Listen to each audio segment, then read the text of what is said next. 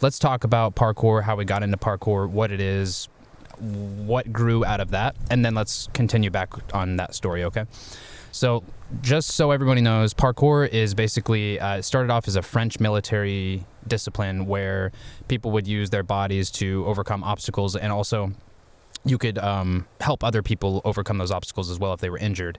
And so it was very obstacle based, basically. Mm-hmm. It wasn't a type of combat in any way. It was more of a form of like, how can I get from point A to point B as quickly and efficiently as possible? Yeah, and it was especially taught to the firefighters in France. That's true. In France, the fire department was a sect of the military, and a big part of it was so they could use these skills to get in and out of burning buildings easily. If they get into a building and they find someone who's injured, being able to like pick the person up and like get back out of the building. Mm-hmm.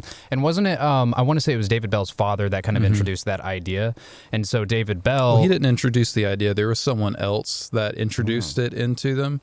But then David Bell's dad learned it when he was a firefighter in the military. Okay, and so he kind of coined it. Yeah, no, he didn't coin it. It's he David didn't Bell coin did. it. I think it was Raymond Bell. But he like went back, started teaching it to his kid David, and David like showed it to his friends, and then they just pretty much were like, "All right, let's run around town and like practice this stuff." Yeah. So his dad basically was like training this stuff for survival purposes, and his son was like, "This is awesome. Let's like, I'm bored." And the buildings, and I think it was like Nice, France. Yeah.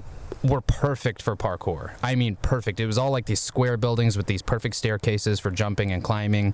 And so obviously, like, someone that has that perspective and was introduced to that by their father of all people is going to have some fun with it.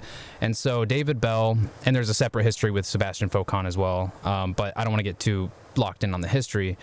He eventually coined the idea of parkour, started uploading videos of himself doing it. People like us in the OG days, I'll call it like 2006, 2007, started seeing these videos.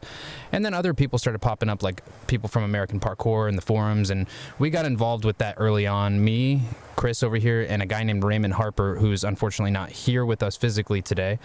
He's somewhere out there in the world. Hopefully we'll see him again. But we live in the middle of nowhere, and so we're like not able to do normal parkour like we're seeing in the videos. So we're just finding trees that look cool to climb and jump on and vault. We maybe somebody's gate, like we'll just vault over somebody's gate in their driveway. Hopefully we don't get caught. For those wondering, a vault. So in the terms of parkour, vaulting is jumping over something with your hands. Yeah. It's using your hands to help you get over something. Yep, exactly. But within the ideas of parkour, as you learn it, you learn like there's 20 different ways to use your hands to get over something, and you start learning like what are the most efficient ways to get over things in different scenarios. Yep, and you'd be surprised how efficient or how many different ways you can vault and how each one applies to a different situation. So like a speed vault might make a lot of sense if you're already moving at a lot of momentum, but maybe a monkey vault makes sense if you're trying to get high on top of something, or a Kong vault might make sense if you're trying to get over something long. There's a lot of those. And so we're just... Or even a gate vault if you live out in the country and you're getting chased by a bull because you're trying to cow tip. Exactly. We did parkour, and we started to really get into it after about 6 months or so. I would say we were doing parkour every single day, almost nonstop.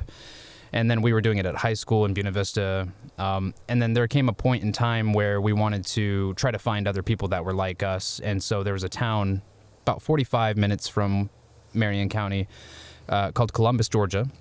Well, I'm wearing you can't see it because the laptop is in the way, but I'm wearing a Columbus parkour shirt. Maybe I can do that. But we found a group of people that were consistently meeting up.